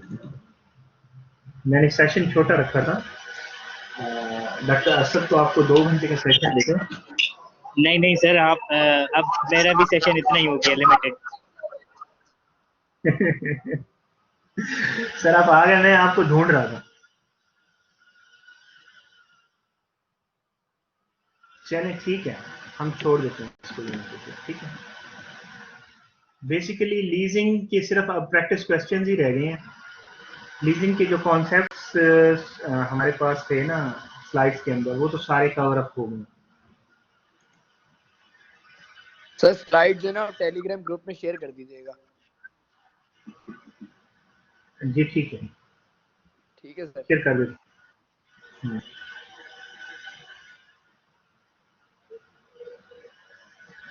जी डॉक्टर साहब, अगर आप कुछ कहना चाहें तो।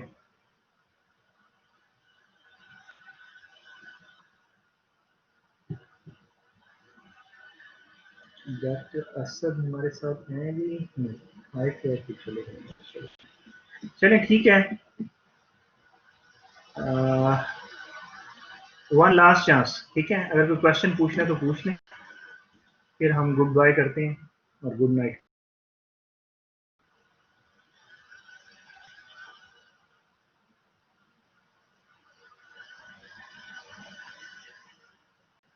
स्लाइड शेयर हो जाएंगी।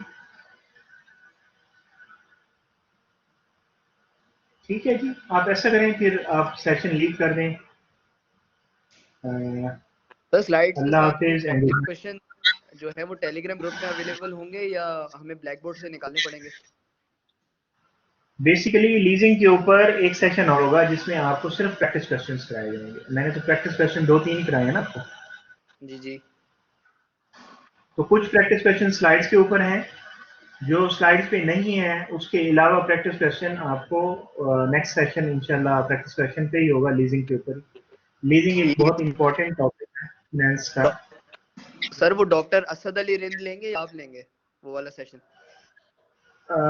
Not sure, okay sir. Not sure. Maybe Qazi साहब ले लें, मे बी मैं ले लूं, तो इट डिपेंड्स। ठीक है तो सर। आप वैसे क्या प्रेफर करेंगे? जी सर। आप क्या प्रेफर करेंगे? सर कोई भी पढ़ा दे सर।